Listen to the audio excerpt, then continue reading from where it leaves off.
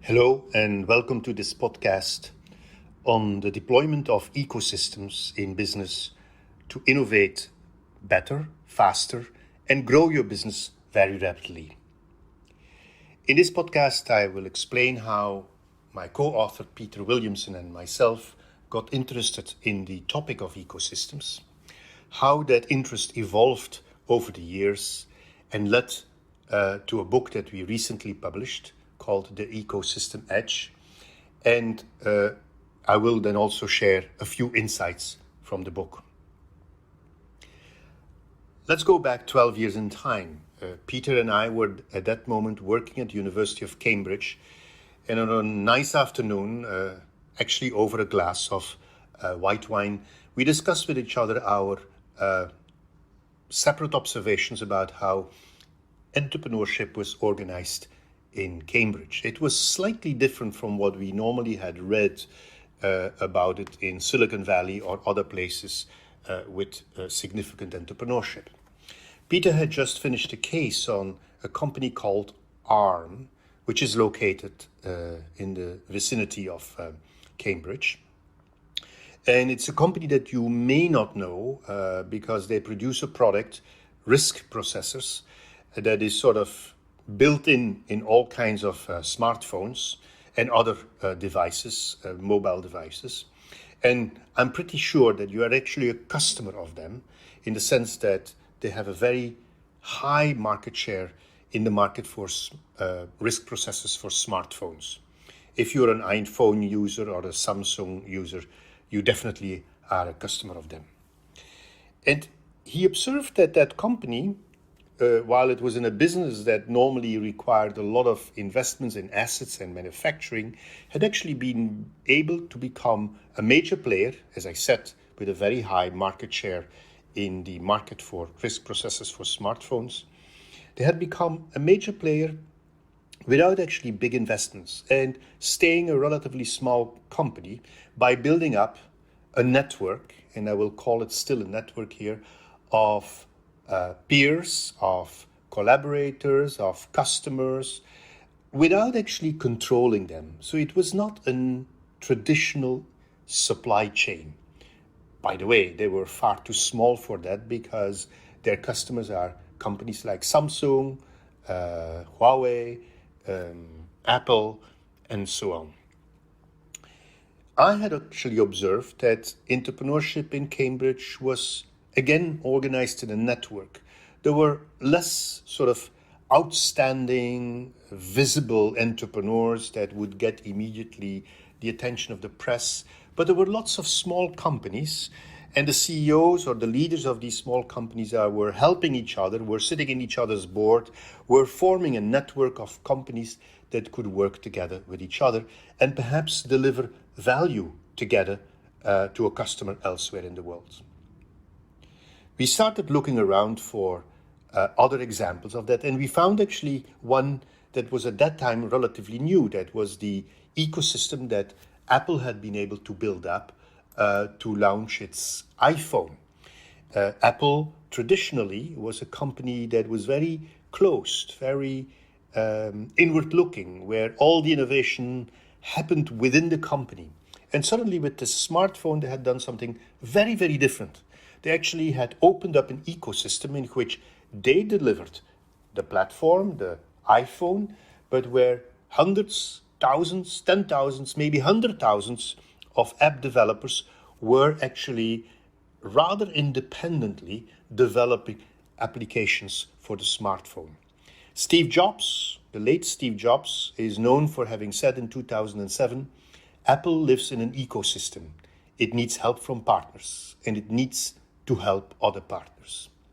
So we actually started looking around and say, have other people observed this elsewhere? And we found that in 1993, there was a, frankly speaking, in those days, rather obscure paper that was published in Harvard Business Review by Jim Moore about predators and prey, a new ecology of competition, and in which he had argued that companies can work in ecosystems.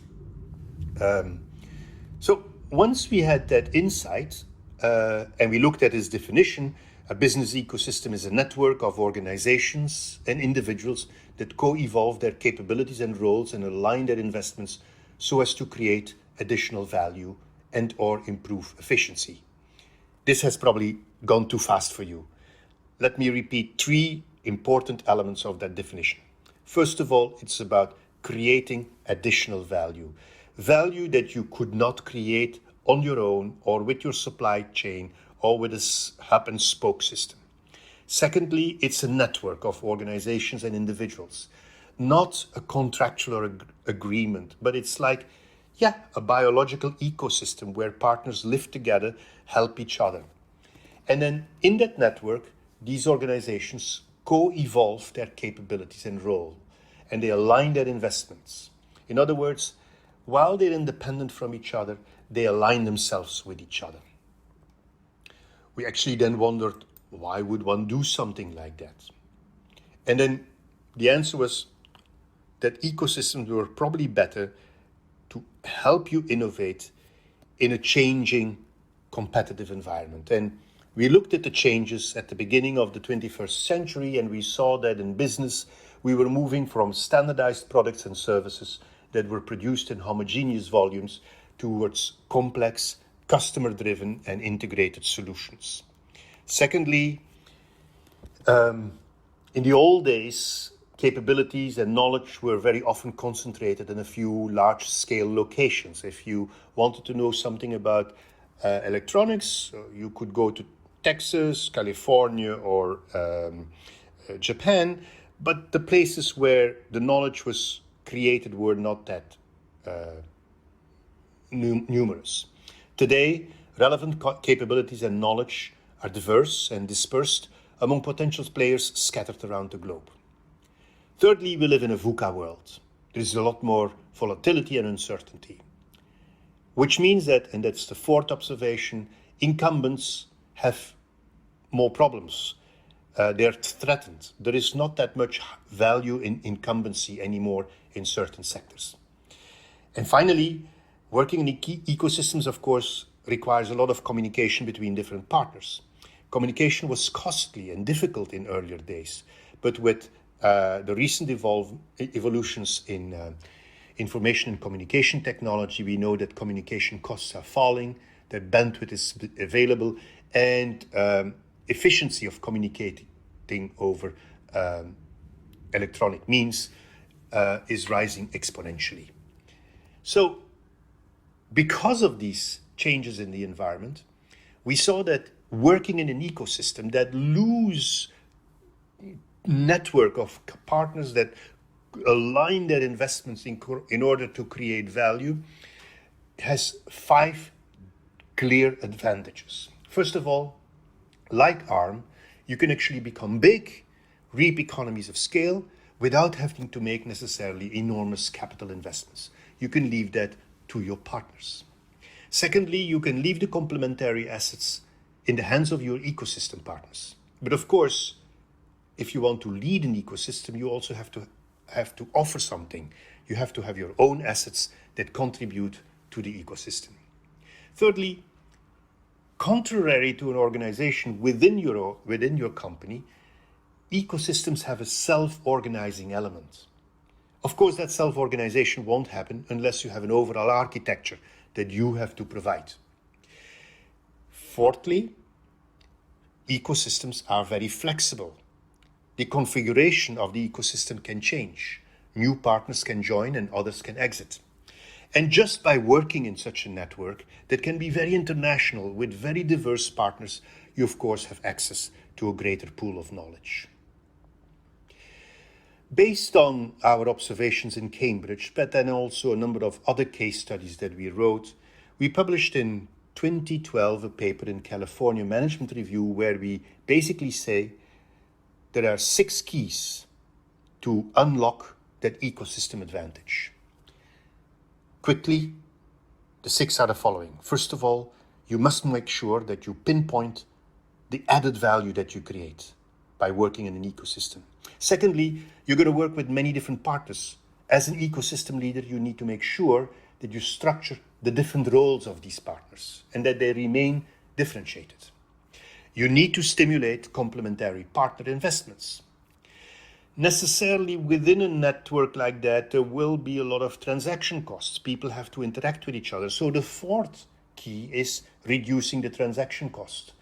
The fifth one is enabling flexibility and co-learning. Ensure that there's enough openness in the system so that you learn together. And then sixth, you must make sure that everybody feels relatively happy in an ecosystem, that they see that from the ultimate value that is created, that they get some part of it. In other words, you have to engineer value capture mechanisms that are considered to be equitable to all partners in the ecosystem. But you know, we, Peter and I, we taught quite a few executive development programs. We worked with companies, and in the beginning we tried to convince them of the value of an ecosystem in order to innovate within that VUCA world. But after a while, the questions started changing. After a while, people would say in our programs, but Prof, we believe you that an ecosystem is valuable. Tell us how to build one, how to manage one. And while we had these 6 keys to unlock the ecosystem advantage, we didn't have too many stories about how to really build and develop and grow and monetize an ecosystem. So we looked for other cases, and we were lucky to find quite a few interesting cases, such as that of Amazon Web Services, which has a dominant market share of around 30% in cloud services. That of the financial information department of Thomson Reuters, that was then later on spun off as Refinitiv, and which was bought by the London Stock Exchange in August of 2019 for $27 billion US. We also found a very interesting case in the transformation that The Guardian, a fairly old newspaper based in Manchester originally, how they had been able to transform in the face of the disruption that happens in the media industry, and have been able to build a very successful global news site that ranks ahead of the Wall Street Journal and the BBC. And we also looked at cases of Dassault Systèmes, which is a French software company, the Alibaba Group in China, which is a very successful example of how you build an online retail group within a very, very extensive ecosystem. And that led us to writing a book that has been published recently on the ecosystem edge. And the subtitle of that book is Sustaining Competitiveness in the Face of Disruption. This is, of course, not a place to go into the details of the book. You can look at the book itself, or perhaps at a later stage you can attend some of the sessions that we will organize at SMU about this topic. But we looked in the book at how to start and grow an ecosystem, how to find your foundation customers, how to overcome the inefficiencies and the transaction costs that inevitably happen in an ecosystem, or how to monetize your contribution to an ecosystem.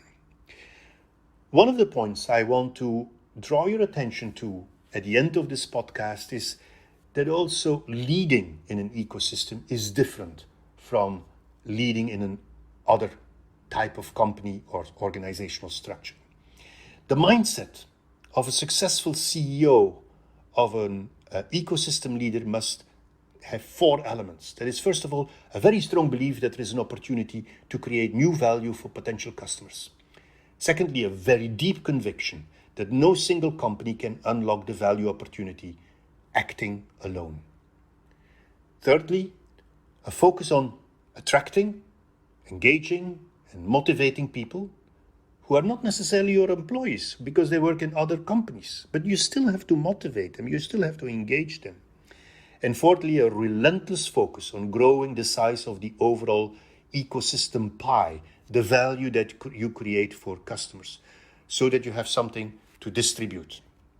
Now, of course, if you work in a network with peers, the traditional command and control leadership won't work. You need to apply the rules of what we call collaborative leadership. In other words, you have to listen both to those within your organization and other organizations, and listen to weak signals. You have to adapt and encourage and nudge the ecosystem to respond flexibly to certain uncertainty. You have to influence people. You can't command them. And you have to collaborate or getting things done through a community of peers. But we argue in the book that you need actually to go beyond traditional collaborative leadership. You actually need to understand how to lead beyond your organization, how to build consensus and ensure that a wider group of peers will take ownership of most of the decisions you will make. As the CEO of the ecosystem leader, you must be a very, very active networker. And for everybody in the network, become a trusted source of knowledge and of information that others may not have yet spotted in the ecosystem. And finally, in an ecosystem, a network of peers, of companies that work together with each other, there will be conflicts, there will be trade-offs to be made, there will be dilemmas. You as an ecosystem leader, you need to embrace diversity and dilemmas, while at the same time develop an overarching identity and goal for the ecosystem. You need to be ambidextrous. Now, ladies and gentlemen, listening to this podcast, we tell you that ecosystems are a very good way of organizing yourself if you have to innovate in face of strong disruption, and if you have to build size very quickly. I hope that with some of the ideas that I have given you, you will succeed in the face of the current crisis. Thank you.